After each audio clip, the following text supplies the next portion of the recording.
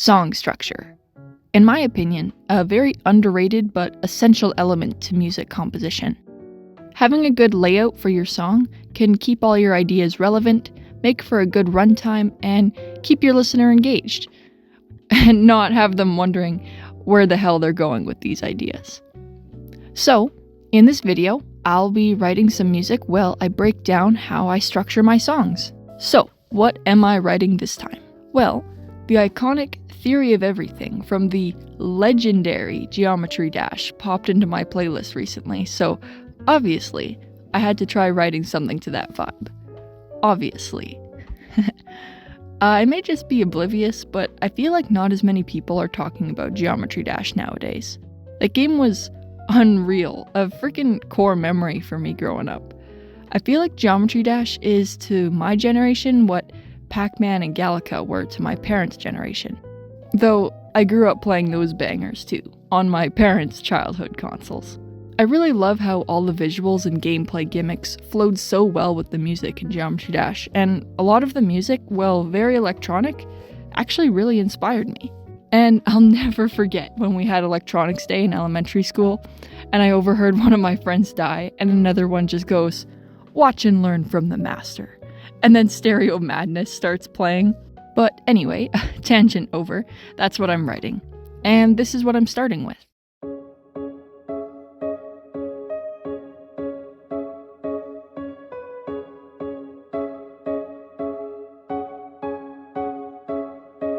Following the more electronic vibe of the inspiration track, I'm mixing in some D&B elements with the orchestra this time, as D&B is my favorite EDM genre.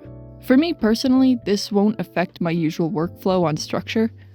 Actually, this type of song might even make it more obvious. I don't really listen to or produce much EDM, but I had to write a lot of it during school, so I'm kind of familiar with the genres, in like a textbook sense at least. Though I'm not saying I'm great at producing them. D&B is really vibey, especially Liquid. So much fun to write to. I don't write it very often, so when I do, it usually ends up flopping or popping off, in my opinion. Especially if I can combine it with my beloved orchestra. Definitely has the vibe of the ref though, even if it's a different meter and like 40 BPM faster. I get asked a lot about structuring songs and repeating parts. Even friends of mine who aren't into music ask me this, and fair enough. Until you get into your groove, these can be really tricky elements of songwriting. I think repetition and structure are components that can work together to make a song flow, and just how much you repeat parts can also depend on your structure. For me, I tend to stick to something like 8 to 16 bars of intro, 16 of an A section, 16 of a B section, 16 of an A2 section, so a repeating of before, 16 to 32 of a C section, another 16 or 32 of an A section, then 8 or so of an outro. Music works out really nicely in phrases of 2, 4, 8, 16, or 32 bars, no matter the time signature. So that's what I would recommend. It's also great for creating patterns that we like and being all nice like that. And while I usually do something along the lines of what I just listed, I do sometimes shake it up with adding a D section, for example, or changing the length of a section to fit a key change or something. Lately, my B sections have been a little longer just to calm things down between A sections. But I always stay within the number of bars I listed. When I'm recording parts, I just feel like they naturally feel right within those amounts. That's all the pattern recognition stuff I've talked about before. But it's not a fixed system, so you can do whatever you like. Don't be afraid to be abstract. But if you're just starting, there's a suggestion for you. The genre you write also doesn't matter. I do cinematic orchestral stuff, so I label my structure as A, B, and C sections, but you may be writing an EDM track with build-ups, drops, breaks, and re-intros. Or you may be writing a pop song with verses, choruses, and bridges. Same idea, just different names. See what works for you. You could even build a template if you wanted in advance with all these section lengths named and mapped out, and then just try filling it in. If you have sections in divisible, even amounts, you can use, repeat, and change parts while keeping everything sounding proper and, like a piece of music. Hell yeah. So now, with all that in mind, let's talk repeating parts. So, I personally love repetition, and I think it's a really great tool, but often only if you utilize variation. Otherwise, stuff gets stale, and your song feels a lot longer than it actually is. Especially if you show your friends and you're just awkwardly there, like, okay, it's building. Okay, it's getting to the good part. Okay, almost there. Okay, this is the best part. And their expression is just totally bruh. Oh man. So, within my sections of 16 bars, I have different parts playing patterns and loops of 4 or 8 bars. You may also notice I have many parts almost in like a checkerboard type look. This is so I can keep reintroducing pieces without getting old. And with everything else going on in the song, it all just kind of works out. And sometimes we don't even notice that it's the exact same. And even if I have a part repeating the whole way through a section, if I keep introducing new parts in increments of 4 or whatever bars, it'll keep things fresh. I'll give you some examples.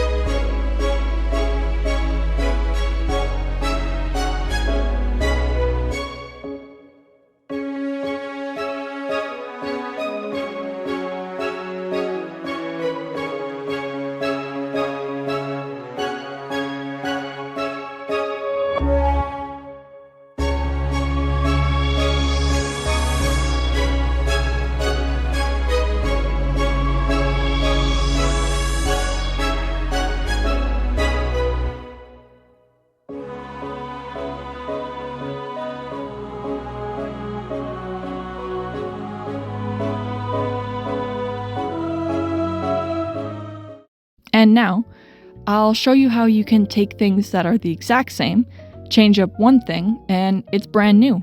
This is also how I balance out ideas with leitmotifs without boring the listener.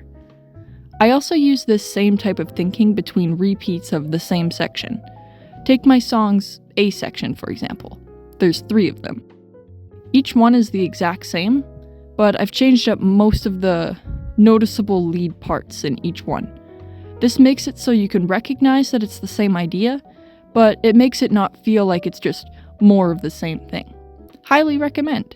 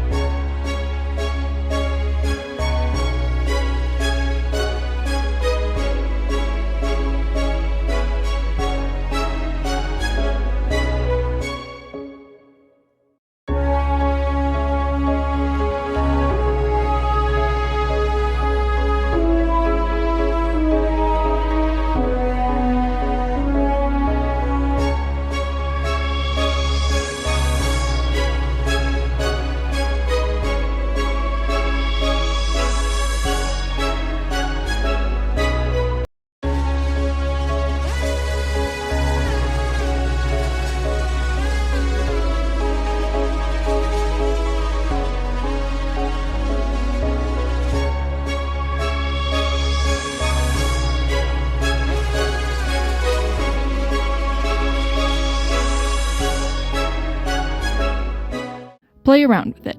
It all depends on how much you have going on in your track and, of course, what you like. So that now brings us to the next topic I wanted to cover.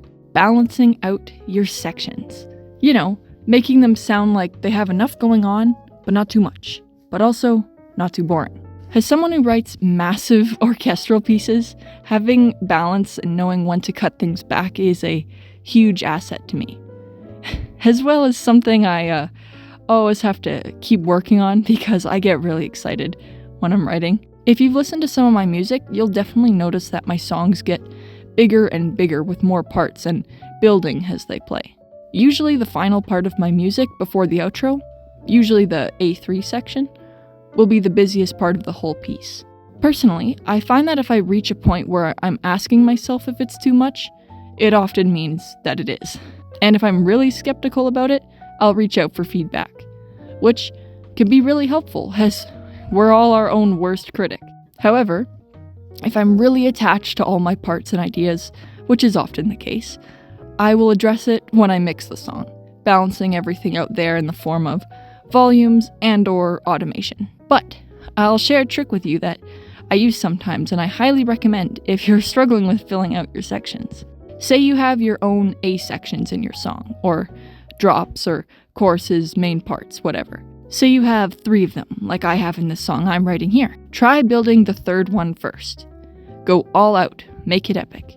This is the climax, the big whoosh bang. Once you like it, paste it over to what will become your A2, but remove a few parts. Then paste it over to A1 and remove a few more. Sometimes it can be much easier to take away than add. And now you have a natural progression that gets more epic as the song goes on. I also find that you can get really into writing the A1 or A2 early on, and then it's really hard to go bigger for the A3. This can help. I also really enjoy taking a part and changing it up just slightly. Kinda tricks the listener into more complexity, you know? If you're worried about your songs sounding like they don't have enough, I'd honestly recommend more of what I said before about introducing new loops every X amount of bars. And how busy your song is totally dependent on what you're writing and vibing with. And please remember that a complicated production doesn't mean a better one. Dividing up your song in a way or similar ways as to what I've mentioned can also help with not tiring out the listener too. And by that I mean not having 4 minutes of non-stop action or too many minutes of stillness in your work. Things can get exhausting or boring easily. Even the most epic remix of your favorite soundtrack needs a moment or section to breathe. And likewise, a simple track needs to have some form of interest. Sometimes, simple just sounds best, so write what you like. So that brings me to one more thing I wanted to cover. Whenever you find yourself in a creative rut, I personally recommend trying something completely different than you'd usually do. I just find that having something fresh can give you a system reboot of sorts, and you might really enjoy a switch up. Even as a more classical musician, I try something really electronic once in a while, like the song I'm writing here. I also find it just gets the creative juices flowing. Sometimes I also like to make challenges for myself, sometimes even spinning a wheel to decide keys, genres, meters, and all that. I'm sure you've heard the classic saying along the lines of how limitations brings the most creativity. I always think of older video games here. Like, for example, how the original Mario Bros. Had its music work around the limit of sounds they could play at once, incorporating the sound effects into the music. Honestly, such amazing stuff. So yeah, try something new if you need some motivation or inspiration. And, okay, cool. That's everything I wanted to talk about. So now that I'm done explaining, why don't we celebrate by listening to a bit of the finished track? I added in some of the DNB drums, so it should sound pretty neat.